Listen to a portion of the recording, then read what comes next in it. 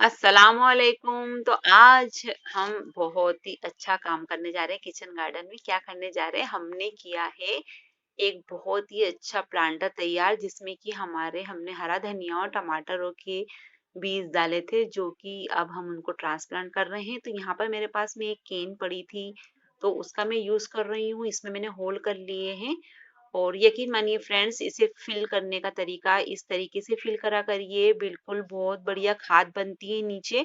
ये जो पत्तों की खाद होती है हमारे प्लांट्स के लिए गोल्डन होता है, सोने की तरह खाद होती है। तो ब्लैक गोल्ड भी कहा जाता है इसे। तो इन पत्तों से मैं पूरा भर दूंगी। उसके बाद में ये जो मिट्टी है, इसमें गोल्डन सॉरी गोल्ड मतलब पीले कलर की जो मिट्टी आती है वो मिट्टी है। और साथ में ही मैंने इसमें काउडर कंपोस्ट डाली है। तो 20% ही है, ज्यादा नहीं है। और साथ में जो काली मिट्टी थी तो वो 10% डाली है, और सेंड 20% लिया है।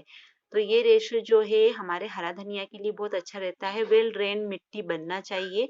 और ऊपर से मैं डाल रही हूँ हमारी जो लकड़ी की राख होती है। वो राख जो होती है बहुत अच्छे से काम करती है, और बैक्टीरिया सबको इनको मारती तो है, साथ में ही प्लांट्स को बहुत अच्छी तरीके से सेफ करके रखती है। तो यहाँ मैंने एक केन जो थी उसको कट करके ऊपर उस पे पॉलिथीन लगाकर यहाँ पे हरा धनिया के बीज डाले थे, जो कि बहुत बढ़िया तैयार हुए हैं। इनकी रूट भी देखिए आप कितनी अच्छे से बन चुकी है। और यहाँ पे माशाल्लाह जो देखिए मिट्टी कितनी अच्छी सी वेल ड्रेन है, बिल्कुल सॉफ्ट है। तो मुझे यहाँ से करना है टमाटर के प्लांट को अलहदा। अलहदा करने के लिए मैंने धीरे धीरे नीचे से निकाल लूंगी, बिल्कुल हल्की मिट्टी करते हुए। रूट्स में कुछ भी परेशानी नहीं आना चाहिए। हल्की फुल्की रूट्स अगर कोई टूटती है तो कोई इशू नहीं है, लेकिन हाँ, हमें संभाल के इसे निकालना है। तो यहाँ टमाटरों के जो सीडलिंग है ये भी बहुत अच्छी तरीके से तैयार हो गई है, और हरा धनिया तो बहुत बढ़िया माशाल्लाह हो गया है। तो इस तरीके से भी आप हरा धनिया को लगा सकते हैं, और जब आपको जरूरत पड़े तो आप उसको बड़े प्लांटर में शिफ्ट कर दीजिए।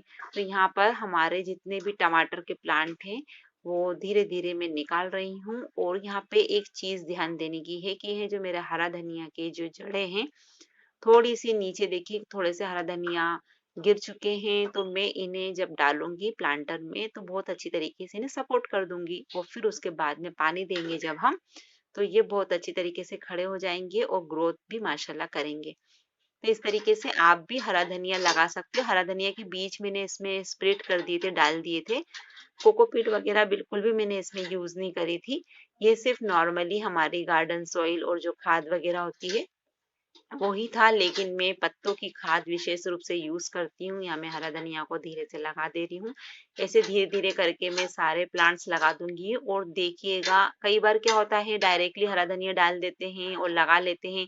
वो ये कभी ऐसा किसी ने करके नहीं देखा होगा कि क्या हम इस तरीके से शीट को बन जाते हैं जो प्लांट्स, तो उसको उस तरीके से आगे बढ़ा सकते हैं कि नहीं। तो इस तरीके से भी लगा सकते हैं फ्रेंड्स। तो बहुत अच्छी तरीके से ये लग चुके हैं। इन्हें मैं धीरे से नीचे से सपोर्ट कर रही हूँ, और साथ में ही इनमें मट्टी लगाते हुए डालते हुए इन्हें सीधे खड़े कर लेंगे। बहुत ही आसानी से ये हो जाते हैं। तो यहाँ पर किचन गार्डन में मैं अपने हरा धनिया, मेरे पास में ग्रोथ तो बहुत अच्छी है, ज्यादा है, लेकिन मैं कुछ प्लांटर्स को नीचे भी रख लेती हूँ। इमरजेंसी पड़ने पर नीचे से ही तोड़कर हमारी रेसिपीज में हम इसे यूज कर लेते हैं। तो यहाँ पर हो गई है, हमारे प्लांट अच्छे तरीके से लग चुके हैं। मैंने मिट्टी का सपोर्ट डाल दिया है, और साथ में ही मैं इसमें डाल रही हूँ खाद भी ऊपर से, बिल्कुल हल्की फुल्की।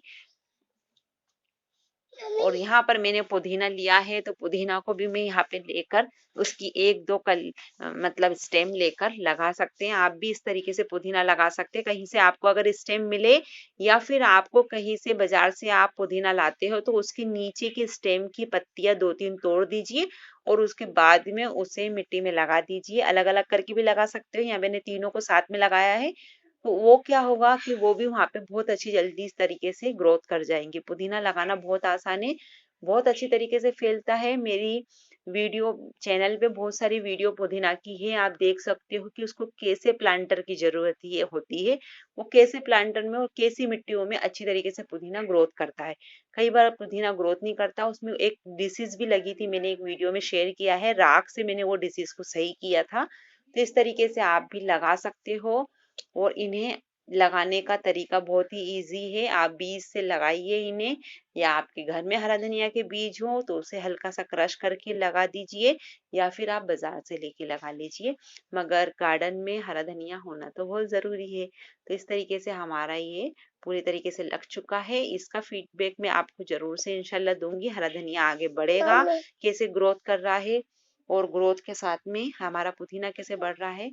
और साथ में ही मैंने पुदीना के लिए बेस्ट प्लांटर कैसा होना चाहिए, क्योंकि इसकी जड़ें जो है ना नीचे से ही, मतलब इसमें से बहुत सारी ब्रांचेस पे ब्रांचेस निकलती है और बिल्कुल ये फैलती है। तो ज्यादा इस तरीके से हमारा प्लांटर हो गया है तैयार, और मिलते हैं इसके अपडेट्स के साथ। अल्लाह हाफिज।